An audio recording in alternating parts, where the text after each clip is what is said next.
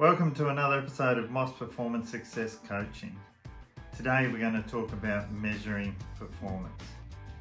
We've had our performances measured our entire lives. As a baby, when did you crawl? When did you walk? When did you talk? Any sporting endeavour we've ever taken on. Even if it's not counting goals, the parents are still counting the goals. Education. Primary, secondary, further education are being measured all the time.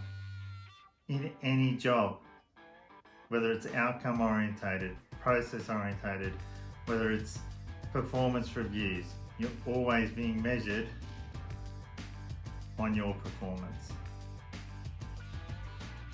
Three things we need to know. What is performance? Secondly, how are we measuring that performance? And three, what is the benefit or the outcome of that measuring of performance? It's important that we don't create paralysis by analysis. And we want to ensure that we don't put limits on what we're capable of and stifle creativity. And we want to make sure that we create and harness a positive environment, culture, that will then drive the changes in behaviours that then command performance. Okay, so for me, secondary school was a tough environment. We were measured on our performance on a grade system and through standard exam format, and that just didn't work for me. Unfortunately, that puts you in a category where people think you're not smart, or they might think that you're not capable just because one measurement platform didn't work. And that was back in the 80s. Had a TE score, I didn't do well. I got a 555 out of a possible 990, and the bottom you could get was about a 450. So I was in that really low end of the performance spectrum for that.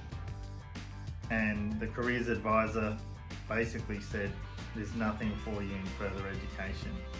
You're best off to just look at going back to the farm or something like that.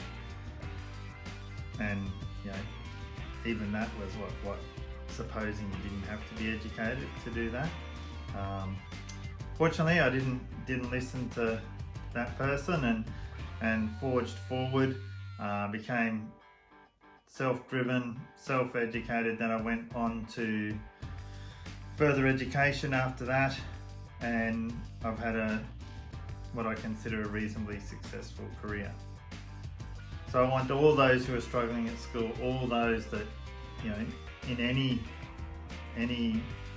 area, whether it be education or work environment, if it's not working for you, find a way.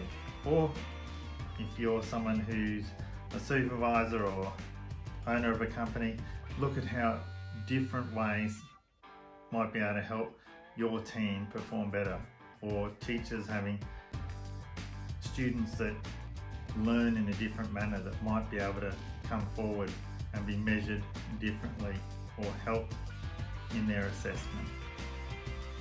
It's important that we don't become paralysed by being analysed, and keep searching, keep looking for a way, and you'll find a way through to be successful. Okay, when you're looking to measure performance, it's really important to understand what is working well initially. You don't want to be focusing on the 5% that maybe isn't working well straight away. Work out what drives the 95% of what works. How do we harness that, measure that, and then once you've got a grasp on that, you can then slowly introduce that into the 5% and hopefully work on improving areas that are going to be positive to the outcomes that you desire. Okay, so what's important when we measure performance? Don't overanalyze. Ensure you have a plan. Make sure you have a process that you can follow, and then have the actions that will drive the outcomes that you desire.